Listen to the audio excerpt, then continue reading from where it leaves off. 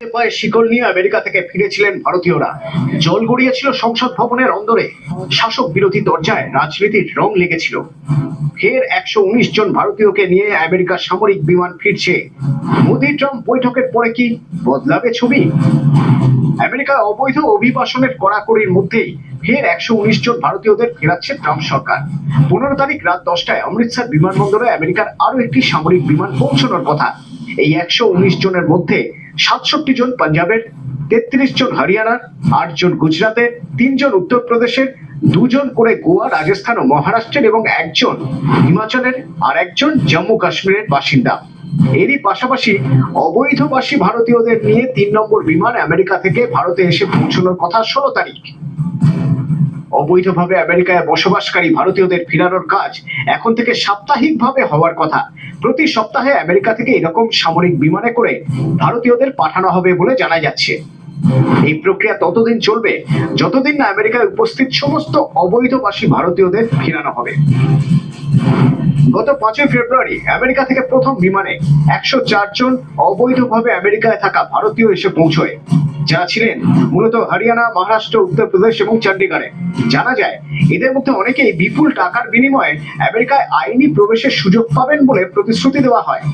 এরপর তারা একেবারে বলিউডি কায়দায় একাধিক দেশের মধ্যে ভয়াবহ পরিস্থিতিতে প্রায় পাহাড় ডিঙিয়ে পৌঁছন আমেরিকায়। আমেরিকায় অবৈধভাবে বসবাসকারী ভারতীয়রা দেশে পৌঁছানোর পর তাদের সঙ্গে কি কি হয়েছে তা নিয়ে একাধিক কারণে চাঞ্চল্য তৈরি হয়। জানা যায় 40 ঘন্টার বিমান যাত্রায় তাদের হাত করা এবং পায়ে শিকল পরিয়ে নিয়ে আসা হয়েছে। মার্কিন বর্ডার পেট্রোল এই দিন তাদের এক্স হ্যান্ডেলে একটি ভিডিও শেয়ার করে, আর সেখানে দেখা যায় এই ভারতীয়দের হাত করা এবং শিকল পরিয়ে বিমানে তোলা হচ্ছে। ঘটনা প্রকাশ্যে আসতেই বিতর্ক শুরু। এ প্রসঙ্গে সরকারি তরফে তেমন কোনো বক্তব্য না থাকলেও আমেরিকার এই ব্যবহারের বিরোধিতা করে বিরোধী দলগুলি। আর এ নিয়ে প্রশ্ন ওঠে সংসদে। বিরোধী বেঞ্চ থেকে প্রশ্ন উড়ে আসে এস জয়শঙ্করের দিকে। ভারত কি তবে ভয় পাচ্ছে ট্রাম্প সরকারকে? এরা কেউ দাগি আসামি তো নয়, বরং সাধারণ ভারতীয় নাগরিক। তবে এদের সঙ্গে কেন এমন ব্যবহার? এর উত্তরে যদিও একেবারেই বিচলিত না হয়ে বিদেশমন্ত্রী এস জয়শঙ্কর জানান, আমেরিকায় অবৈধভাবে বসবাসকারী ভারতীয়দের এই প্রথম যে ফেরত পাঠানো হচ্ছে এমন নয়, এর আগেও এমন ঘটনা ঘটেছে। ফলে এই ইস্যুতে খোলা জলে মাছ ধরতে চাইছে বিরোধীরা। আমেরিকার সংশোধনী নিয়ম যে কোনো বেআইনি কাজে অভিযুক্ত বা প্রমাণিত দোষীদের হাত করা পড়ানো, তারা তাই করেছে। এই ঘটনা তেমন উল্লেখযোগ্য নয়।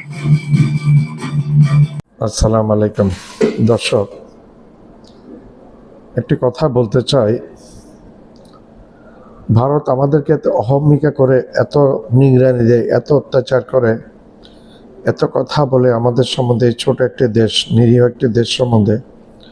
কিন্তু যখন ডোনাল্ড ট্রাম্প ভারতীয়দেরকে হাত করা, হাতে শিকল, পায়ে শিকল বেঁধে 10 ঘন্টা গাড়ি ট্রেন জার্নি করে যখন দেশে ফেরত পাঠায় 111-12 জন করে, এবং প্লেনে থাকা অবস্থায় তাদের কোনো প্রস্রাব পায়খানা টয়লেট ইউজ করার তাদের সেই সুযোগটুকু পর্যন্ত তাদেরকে দেওয়া হয় নাই।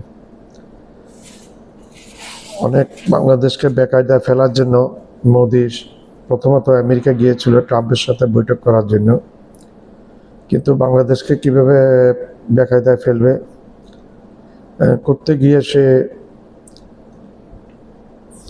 সাংবাদিক নিয়ে গেছে, সাংবাদিকগুলোকে পড়িয়ে নিয়ে গেছে। এই সাংবাদিকগুলোকে দিয়ে কথা প্রশ্ন জিজ্ঞেস করেছে যে বাংলাদেশের শেখ হাসিনা পতনের মধ্যে আমেরিকান ডিপ স্টেটের হাত আছে কিনা। ডোনাল্ড ট্রাম্প সরাসরি বলল যে ডিপ স্টেটে কোনো হাত নেই। ডিপ স্টেটে কোনো হাত নেই বাংলাদেশের সরকার পরিবর্তনের মধ্যে, এটা ওদের নিজস্ব ব্যাপার। তারপর বাংলাদেশের ভিতরে ডক্টর ইউনূস সরকার এবং ভিতরের কথা যখন জিজ্ঞাসা করলো তখন বললো যে এই ব্যাপারে আমি কিছু বলবো না, মোদি বলবে। মোদি 100 বছর ধরে এগুলো রিসার্চ করে। এই কথাগুলোতে অনেকটা কী জিনিস পরিলক্ষিত, কী জিনিস প্রস্ফুটিত হয়, ফুটে ওঠে। প্রথমত বলা যায় যে ডোনাল্ড ট্রাম্প বাংলার সম্বন্ধে কিছু বলতে চায় নাই, এবং শেখ হাসিনা সম্বন্ধে কিছু বলতে চাই নাই, এবং ভারতকেও নিজে কিছু না বলার অর্থ হচ্ছে এই ব্যাপারে ডোনাল্ড ট্রাম্প কোনো কিছু বলবে না এবং ভারতকে অথরিটি দেয় নেই কোনো কিছু বলার জন্য। এরপরে যখন বললো যে এই ব্যাপারে প্রধানমন্ত্রী নরেন্দ্র মোদী বলবে, ওনার 600 বছর ধরে এগুলোর অভিজ্ঞতা আছে। নরেন্দ্র মোদী তখন প্রসঙ্গে এড়িয়ে সরাসরি চলে গেল রাশিয়া ইউক্রেন যুদ্ধে। মোদী বুঝে গেছে ডোনাল্ড ট্রাম্প কি বোঝাতে চাচ্ছে। যেদিনে তাদের মধ্যে মিটিং হচ্ছে, ওই সময় বৈঠক হয়েছে অনলাইনে আমাদের প্রধান উপদেষ্টা ডক্টর মোহাম্মদ ইউনুস সাহেবের সাথে ইলন মাস্কের, এবং সেই বৈঠকে ডক্টর মোহাম্মদ ইউনুস সাহেব ইলন মাস্ককে অনুরোধ করেছে স্টার্লিং বাংলাদেশে নিয়ে আসার জন্য। এবং এর পরবর্তীতে ডক্টর মোহাম্মদ ইউনুস সাহেবের আরেকটা ভাষণ আমরা দেখলাম। উনি বলেছেন যে বাংলাদেশ হবে স্টারলিংকের এশিয়াতে মেইন কেন্দ্র, এখান থেকে প্রচারিত হবে, ভারতের 7 সিস্টারের দিকে যাবে, নেপালের দিকে যাবে, যেখানে যেখানে প্রয়োজন সেখানে বাংলাদেশ থেকে যাবে। এবং আরও কিছু বললেন যে ব্যবসা বাণিজ্য ব্যাপারে প্রধান উপদেষ্টা বললেন যে নেপাল আমাদেরকে বলছে নিয়ে যাও, আমরাও এক পায়ে নিয়ে যাওয়ার জন্য, কিন্তু মধ্যে দিয়ে 40 কিলোমিটার যে পথটা আছে সেই পথটা যদি আমরা একটু ব্যবহার করতে পারি তাহলে আমাদের নেপালও উপকৃত হবে এবং আমরা উপকৃত হব। নেপালের ভাগ্য ভালো, নেপাল হিমালয়ে পাদদেশে অবস্থা, আবার নেপালের একদিকে ভাগ্য খারাপ, তাদের কোনো সমুদ্রের দেখা পায়নি।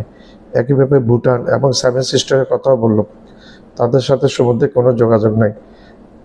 বাংলাদেশের মধ্যে দিয়ে তারা যোগাযোগ করতে পারলে তাদের অর্থনৈতিক এই 7 সিস্টার্স, শিলিগুড়ি করিডোর, নেপাল, ভুটান, তাদের উন্নতি বাড়বে, পারস্পরিক ব্যবসা বাণিজ্য বাড়বে। এবং ডক্টর ইউনুস সাহেব বলছেন যে বাংলাদেশে অপার সুযোগ আছে টাকা পয়সা ব্যবসা বাণিজ্য করার। প্রসঙ্গে একটু আসি মেন কথায়, যে নরেন্দ্র মোদী এত হাত পা শিকল দিয়ে বাঁধা, এগুলি সম্বন্ধে কোনো কথাই বললো না, এগুলি রাজি করাতে পারে না। যেদিন মিটিং হয়েছে তারপরের দিন 112 জন না 13 জন ফেরত পাঠিয়েছে হাত পা শিকল বাঁধা। ফেলিওর হয়েছে নরেন্দ্র মোদী, যেখানে হাত দিচ্ছে বাংলাদেশের বিরুদ্ধে সেখানে ফেলিওর হচ্ছে, যেখানে ডক্টর ইউনুস সাহেবের বিরুদ্ধে হাত দিতে চাচ্ছে সেখানেই ফেলিওর হয়ে যাচ্ছে। তো কাউকে হাত পায়ে শিকল দিয়ে বেঁধে দেশে ফেরত পাঠা, এগুলি দেখতে সুন্দর লাগে না। তারপরেও এটা আমেরিকা করছে। আমরা ভারতীয়দের যাদেরকে পাঠাচ্ছে তাদের প্রতি আমরা সহানুভূতিশীল, কষ্ট পেয়েছে, সেই কষ্ট পরে ঠিক হয়ে যাবে তাদের। তো এইটা হচ্ছে মেইন একটা ব্যাপার যেটা আমরা দেখতে পেলাম। নরেন্দ্র মোদী উপর আরো বাঁশ দিয়েছে উল্টা, বলছে যে ভারত আমাদেরকে, আমরা প্রচুর মাল ভারত থেকে ইম্পোর্ট করে আমাদেরকে প্রচুর ট্যাক্স দিতে হয়। এখন আমরা যতটুকু মাল ভারত থেকে ইম্পোর্ট করি, ভারতও আমাদেরকে সমপরিমাণ মাল আমাদের থেকে কিনতে হবে। আমিও ট্যাক্স বসিয়ে দিয়েছি বৃহৎ আকারে, আর আমাদের 10 থেকে 12টা F-35 কিনতে হবে ভারতকে। এটা এক ধরনের ভারতের উপর একটা চপেটাঘাত এবং ভারতের শিকল পরিয়ে দিল। তো সেটাই আমি বুঝে যাচ্ছি, ভারত শুধু বাংলাদেশের ব্যাপারে শেখ হাসিনাকে নিয়ে হইচই মেতে উঠছে। বাংলাদেশের একটা পতিত স্বৈর শাসক, তাকে আশ্রয় প্রশ্রয় দিয়ে এখন নিজের দেশের জনগণ বিপক্ষে চলে গেছে। জাতিসংঘ থেকে শেখ হাসিনার বিরুদ্ধে জাতিসংঘ মানবাধিকার অংশ থেকে শেখ হাসিনার বিরুদ্ধে 114 পৃষ্ঠার একটা সনদ জারি করেছে, যেখানে শেখ হাসিনাকে বলে দেওয়া হয়েছে যে মানবতার বিরুদ্ধে চরম অপরাধ করেছে।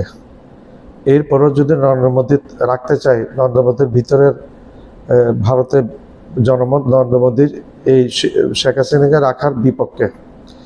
দেখা যাক কতদিন নরেন্দ্র মোদী এইটা সহ্য করতে থাকে। বাংলাদেশের সাথে আমি মনে করি ভারতের প্রধান যে বাধাটা সেটা হচ্ছে শেখ হাসিনাকে বাংলাদেশের কাছে এখনো প্রত্যাপন না করা। আশা করি প্রত্যাপন করবে, শুভবুদ্ধির উদয় হবে। এই চায়ওয়ালা মোদির শুভবুদ্ধির উদয় হলে সে প্রত্যাবর্তন করবে, তাকে ফেরত দিবে বাংলাদেশের কাছে। বাংলাদেশের মাল বাংলাদেশের আইন আদালতে যা আছে, 1,500 মানুষ, জাতিসংঘের হিসেবে 1,500 মানুষ মারা গেছে, মেরে ফেলেছে শেখ হাসিনা। তো এই বিচার জাতিসংঘের ইয়েতে হবে। তো দেখা যাক, ভবিষ্যতে বলে দিবে কি করা যায়।